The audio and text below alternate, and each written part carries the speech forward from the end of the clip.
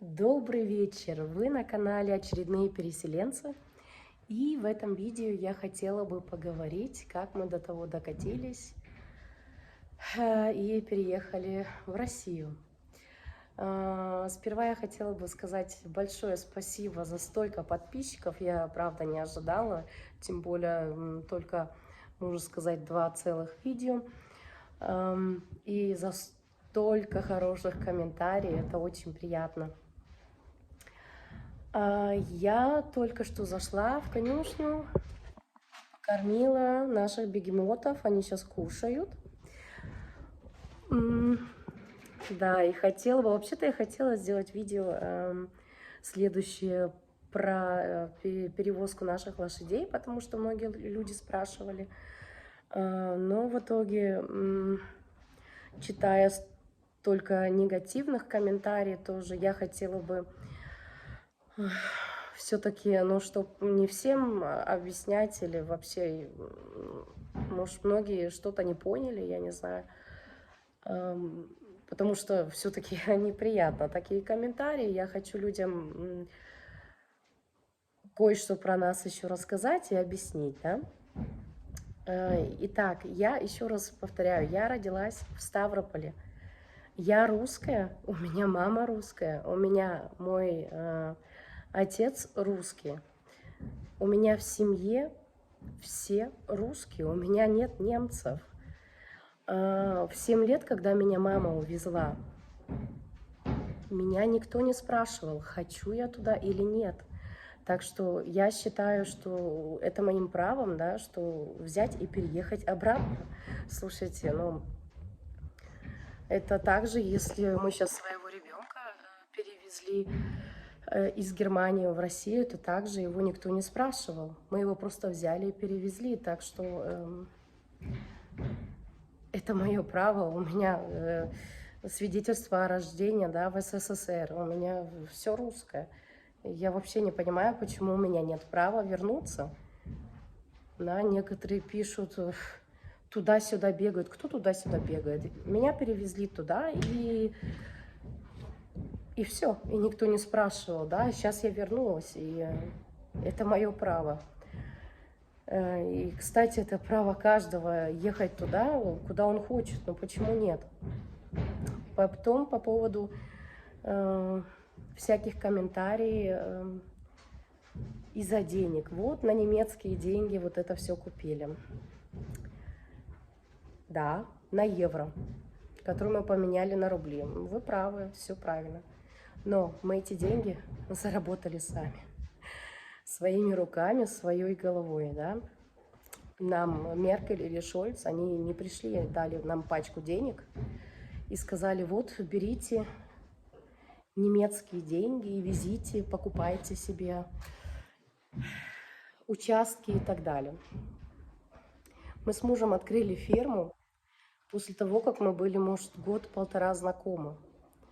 Мне пришла идея в голову, почему и нет, он столько всего умеет, почему и не открыть фирму. Я как сегодня помню, он еще спал, я к нему забегаю, говорю, о, ты же это все можешь сам делать. Вот именно всякие причиндалы для лошадей, да, всякие там заборы, кормушки и так далее. Почему и нет? Я говорю, давай делать, давай фирму откроем. Он говорит, ну, это все не так просто, там всякие машины нужны и так далее. Ну и, короче, я вникла в эту тему, проанализировала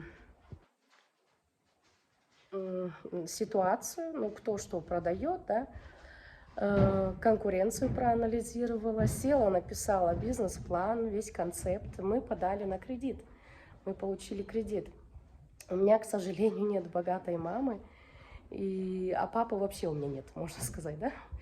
Так что мы подали на кредит, мы получили кредит, и с этими деньгами мы переехали из Берлина в деревню, мы долго искали, где можно это все реализовать.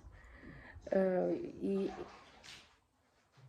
и вложили эти деньги в дело. Потом мы пахали на это дело, как папа Карло, по-другому не сказать. Я хороший маркетинг сделала, и дело очень хорошо пошло, сразу пошло, но, конечно, немножко низкие цены были поначалу, но с ценами, я признаюсь, это вообще не мое ценообразование. Так что вот так, дело пошло. Мы снимали дом, и рядом с домом сразу была мастерская. Это было очень удобно. Маленький участочек, куда мы лошадку поставили, валетку поставили, а потом мы сразу приобрели маленького поника, ну, чтобы она одна не стояла, да. И начали работать. Я с утра до вечера сидела за компьютером, общалась с клиентами, делала всякие, ну, веб-шоп, веб-сайт, Facebook, ну, маркетинг, продвигала это все дело.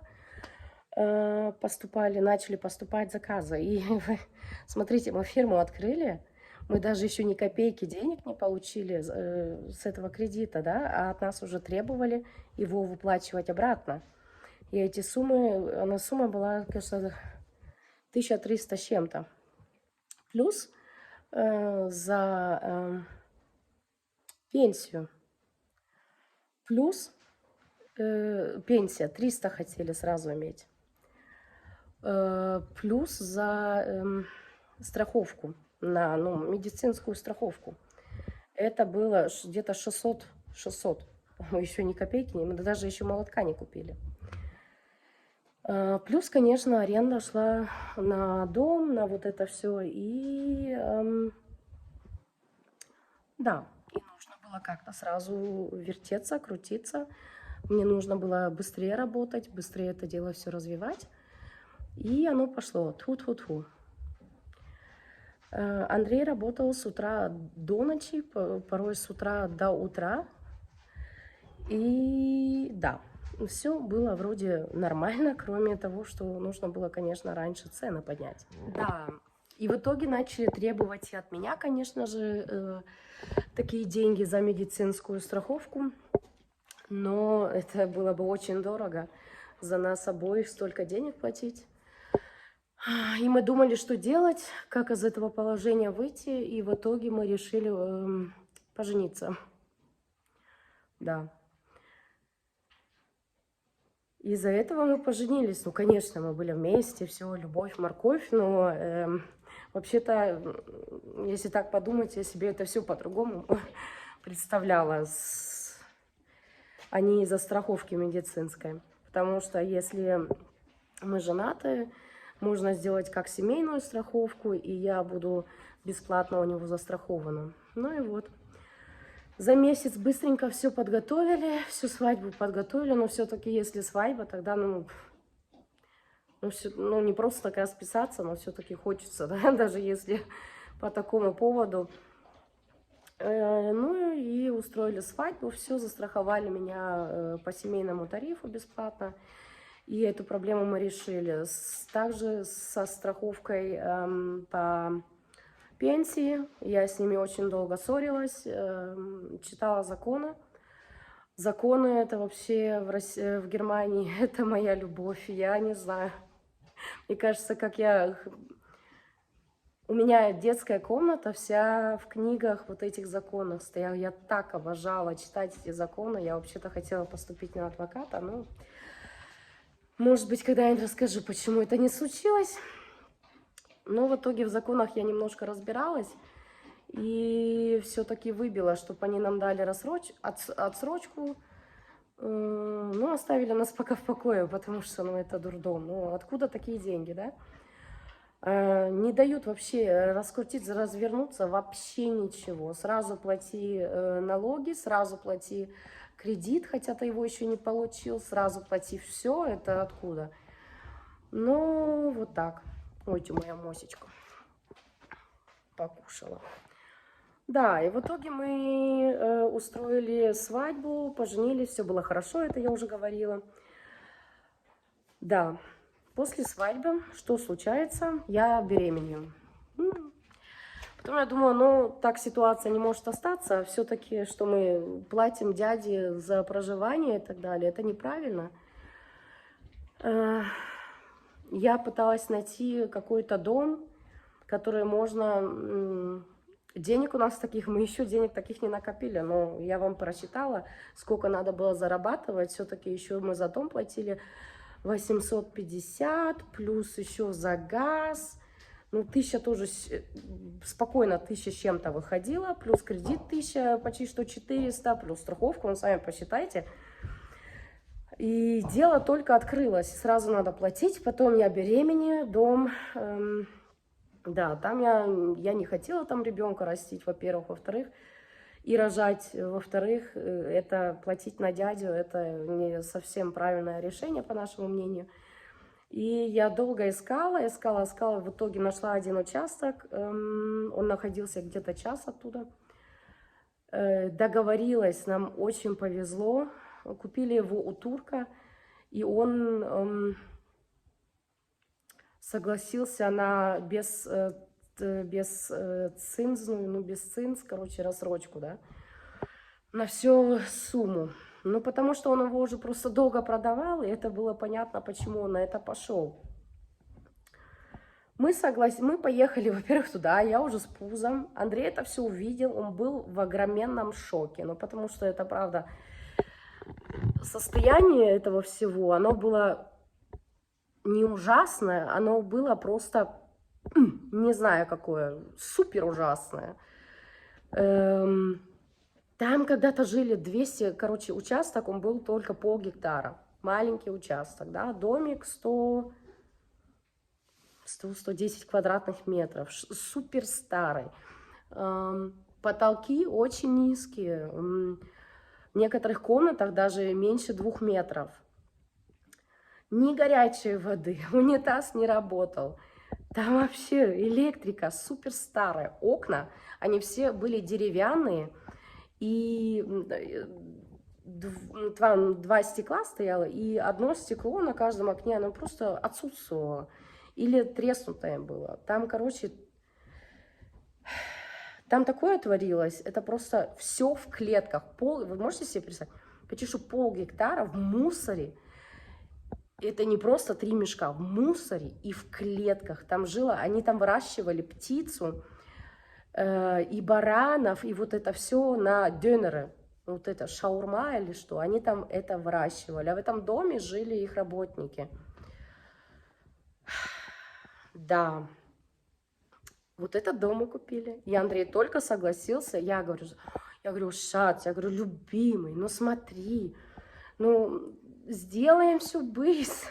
Он это слово уже ненавидит от меня слышать. Да, все быстро-быстро. Угу. Все быстро сделаем, все быстро тут. И ребенка хоть в своем доме будем рожать. Отопления не было. Ничего, короче, там вообще ничего не было. Печка стояла в зале. Да. В итоге он согласился. Я говорю, вот смотри, участок, маленькую конюшечку сделаем, лошадей на постой возьмем, будем еще так деньги зарабатывать. И, ну, так я его взяла. И все-таки Пузо сделала тоже свое дело, да, он согласился. Окей. Мы это все подписываем, покупаем. Мы, кстати, только последнюю, вот это, последний внос мы только выплатили, когда мы уже были в России, да. Мы это все покупаем, начинаем это все делать, потом заезжаем туда, там везде, по всему дому вода бежит, все трубы. Простите меня. А мимо этого всего у нас еще фирма-то идет, дальше работа идет. Мы из этого дома, где мы его снимали дом, мы переехали, короче, рядышком где-то 20 километров сняли, там, где строили вот эти все хаусботы и ресторацию делали, всяких кораблей и так далее. Мы там сняли маленькое помещение и туда переехали с фирмой, а в дом переехали. Да, он ездил всегда где-то час на работу, это так близко не было. Ну, одновременно... мы начали, короче, там фирму развивать дальше и жить в этом доме, все убирать, все расстраивать. Как только наступал вечер, там повсюду отличные, огроменные крысы. Ну, когда дом смотришь днем, ты этого не видишь, да? Потом мы приехали, вау, круто. Короче, это было все ужасно, это было все нелегко. Потом с этих денег, которые мы зарабатывали, да, мы этот как-то домик обустраивали, мы это там все в божеский вид приводили. Андрей, он спал на работе, в маленьком автобусике у нас был, он себе матрас туда закинул, он там спал, днем работал, потом пару часов поспал, весь день, всю ночь работал. Опять это длилось просто годами. Мы очень сильно устали, мы очень сильно ссорились. Я свою беременность, я ее вообще... я была, можно сказать, одна. Работав за компьютером, сидев на телефоне, общаясь с клиентами, да. Это классно, я так себе все и представляла, это круто, да. Потом также рожать, я поехала рожать, я быстренько родила, и за 2-3 часа я уже была дома опять. А на следующий день я сидела опять за компьютером, у нас сын вырос за компьютером. Он лежал всегда за мной, за компьютером. У нас не было отопления. Мы спали в одной комнатке. Дом состоял из 4 комнат. В одной комнатке в зале. Потому что там печка. Да, втроем с собакой. Так что это не все так розово, как вы думаете. Слушайте, на немецкие деньги. Потом это все обустроили более-менее. К нам отказывалась даже семья в гости приезжать. Потому что у нас... неуютно, потому что у нас холодно и потому что у нас пахнет плесенью. Ну, вы можете представить, если во всех комнатах нет отопления, а отопление, извините меня, оно не стоит 200 евро, да, даже если это 1000 евро. Но этого не... она стоит много денег. Так что вот эти комментарии, мы приехали на немецкие деньги, извините меня, мы попхали на них. У нас у ребенка потом грыжа была, его два раза оперировали. Я с этим лэптопом, да, с этим телефоном, у меня ребенок рядом лежит. Я сижу за компьютером и общаюсь с клиентами, и это все, ну, потому что, если этого не делать, кто этим будет заниматься, да? Если этого не делать, тогда у нас просто денег не будет. А если бы мы 2 раза бы не оплатили за дом, мы бы все потеряли, что мы до этого платили, и этот дом потеряли, вы понимаете, это... Так что нам деньги никто не дарил. Вот это я хотела сказать, просто очень неприятно, вот это как будто вот кто-то, как будто вот реально мы сидели на социале, ходили, работали по-черному, копили вот этот социал или что там, я не знаю, эти копейки, потом де-факто взяли эти все немецкие деньги, которые немцы заплатили, да, вот государству, ну как эти налоги, и приехали, и теперь мы здесь такие крутые. Ну, конечно же, нет. Мы платили все время там налоги. Мы работали с утра до вечера. Потом мы имбисваген, вот этот на колесах, вот это имбис, я не знаю, как оно называется.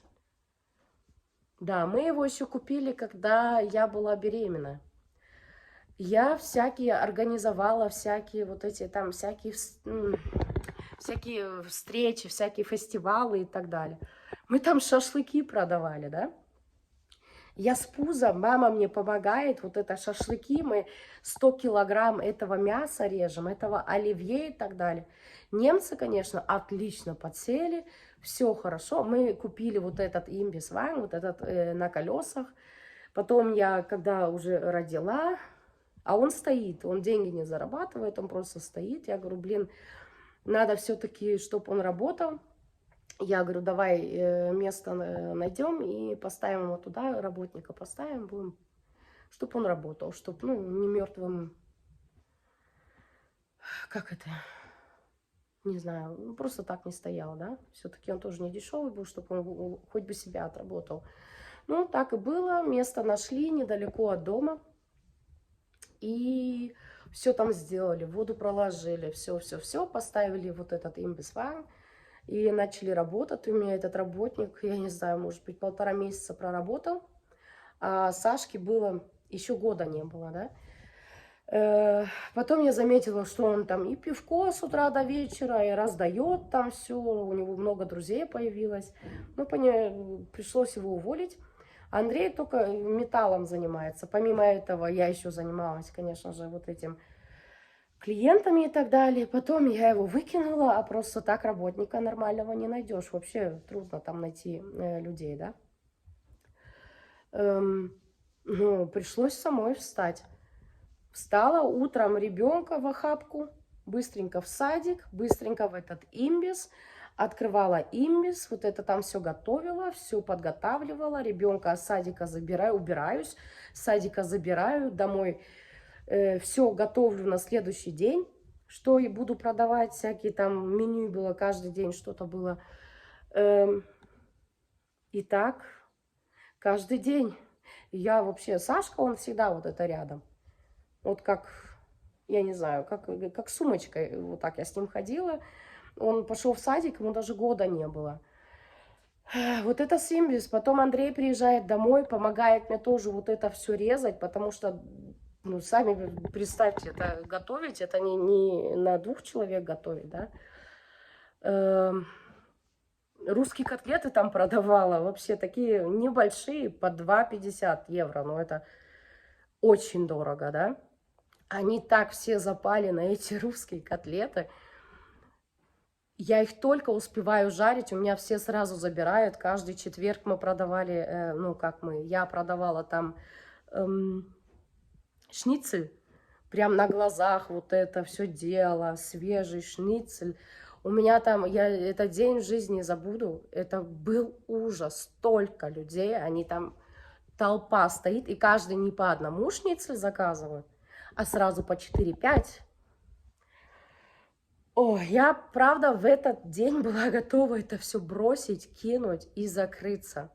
И это помимо этого, что нужно было бы каждый день готовить, каждый день. У меня еще, подождите, у меня, не забывайте, у меня ребенку еще годика не было, да? Все готовить, потом там стоять, вот это продавать, вот это все убирать, потом ездить каждый день закупаться, практически каждый день, порой бывало 1 раз в 2 дня, да, закупаться. Да, вот так оно и было. Так что мы деньги свои заработали, и вот это все, что мы сейчас здесь имеем, мы это заработали, честно. Да. Так что вот так еще немножко о нас. Просто, понимаете, как-то немножко обидно. Люди думают, наверное, мы там, я не знаю, жили, а потом сюда приехали, вот это нам все просто так далось. Нет. Да. Так что задавайте вопросы, подписывайтесь, ставьте лайки, дизлайки. И, пожалуйста, думайте перед тем, как что-то писать, но все-таки, да, мы все люди. Все, желаю хорошего вечера, пока-пока. Все-таки, думаю, следующее видео будет как мы перевозили лошадей. Все, сейчас пошла у всех убираться, всех кормить. Чао!